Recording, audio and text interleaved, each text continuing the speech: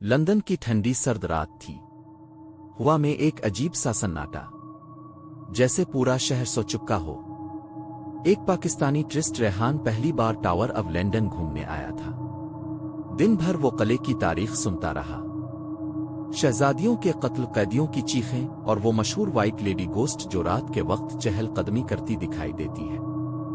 Guide نے آخری میں کہا تھا، سورج غروب ہوتے ہی یہ جگہ عام سی جگہ نہیں رہتی، مگر آپ کو اندر نہیں رہنا چاہیے۔ ریحان نے ہنستے ہوئے بات کو مزاح سمجھا، مگر قسمت کچھ اور چاہتی تھی۔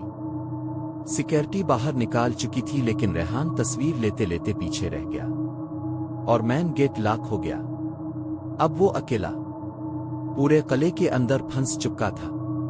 اندھیرا گہرا ہونے لگا، پرانے پتھروں کی دیواروں میں سے ٹھنڈی ہوا چلنے لگی، اور پھر غور سے سنائی دینے لگی ہلکی ہلکی سرگوشی۔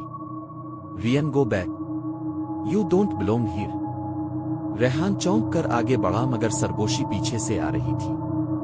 وہ پلٹا تو کچھ نہیں، بس خالی راہداری۔ پھر اچانک اسے اپنے کندھے پر کسی کے ہاتھ کا ٹھنڈا لمس محسوس ہوا۔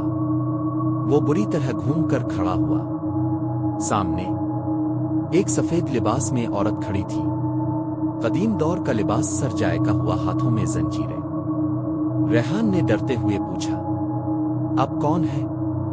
اس عورت نے آہستہ آہستہ سر اٹھایا۔ اس کی آنکھیں بالکل سفید، چہرہ بے حد خوفناک، جیسے کئی سالوں سے چیخ رہی ہو۔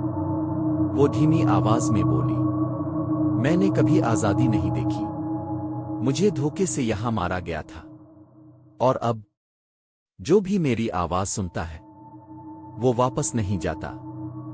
ریحان پیچھے بھاگا، مگر پورا قلعہ جیسے بھول بھلیاں بن گیا۔ ہر راہداری اسے وہیں واپس لے آتی۔ پھر اچانک برج کے اندرانی حال میں دروازے زور سے بند ہونے لگے۔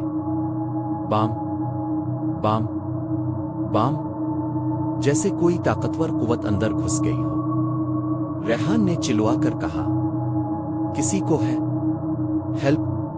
پھر وہی عورت دوبارہ سامنے آ گئی، لیکن اب اس کے پیچھے سایوں کا جھرمٹ تھا۔ پہلے قیدی جن کو یہاں پھانسی دی گئی تھی۔ عورت نے اپنا ہاتھ ریحان کی طرف بڑھایا اور کہا، اب تم بھی ٹاور کے قیدی ہو۔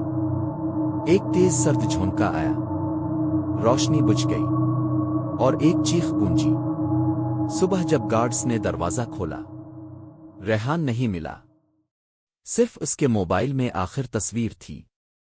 ٹاور کی دیوار کے پاس ایک سفید عورت بالکل اس کے پیچھے کھڑی تھی۔